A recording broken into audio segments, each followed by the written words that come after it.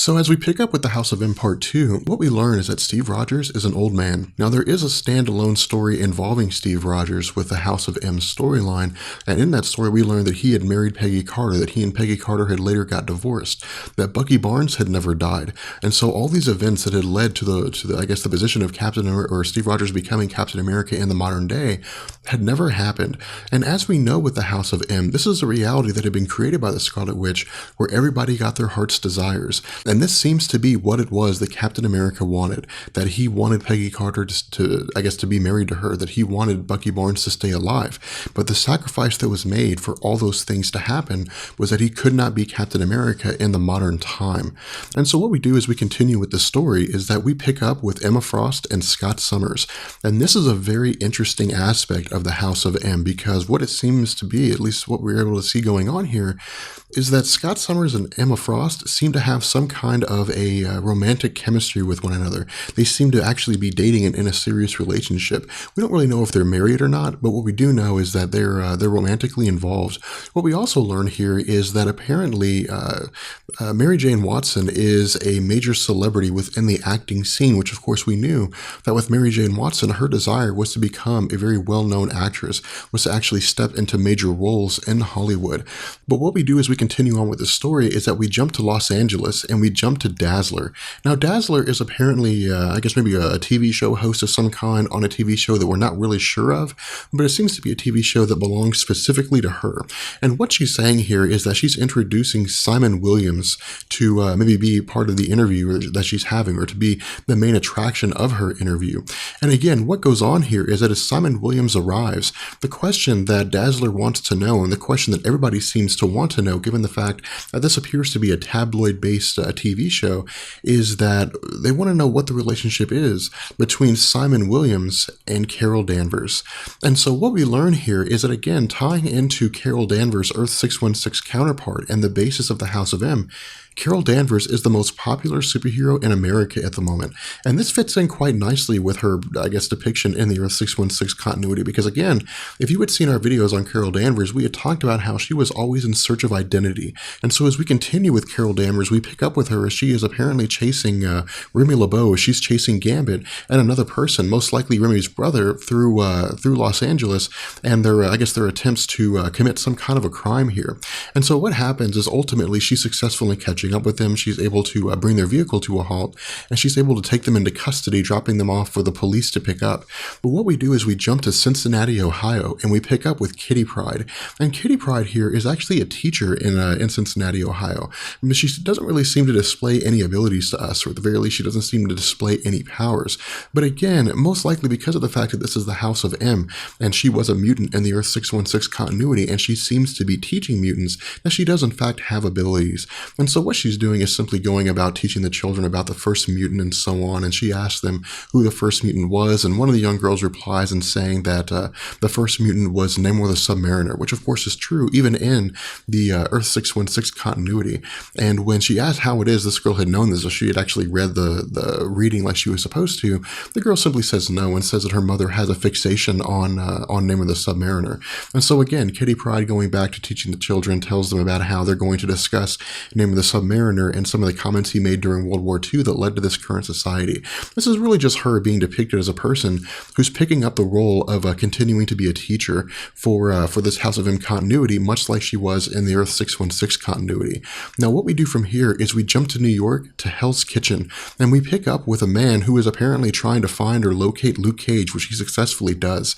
And this, again, is very interesting here, because Luke Cage seems to be some kind of a underworld boss, some kind of a major player within the realm of Hell's Kitchen. And so what happens is that this person who's looking for Luke Cage is revealed to us to be Sam Wilson. And so what he does here is he begins speaking with Luke Cage, but Luke Cage is taunting him a little bit in the sense that it appears as though, as far as Luke Cage is concerned, that Sam Wilson is really the token black employee for the New York police force, that they stuck him in Hell's Kitchen because, as they perceive it, because he's black, he'd be able to best relate to everybody in Hell's Kitchen, which, as far as Luke Cage says, is that it and it doesn't, he asks the question, does it really make Sam Wilson feel a little bit used here? But again, Sam Wilson seems to ignore these jibes as we would expect that he would, and he asks Luke Cage if he knows anything about Wilson Fisk, and Luke Cage seems to play dumb here. He just says he doesn't really know anything about Wilson Fisk, and he asks what it is that had happened, and Sam Wilson says someone had beat Wilson Fisk into a coma, and so he asks Luke Cage where he was, and Luke Cage says he was sleeping, and he asks Sam Wilson whether or not he can still do the same.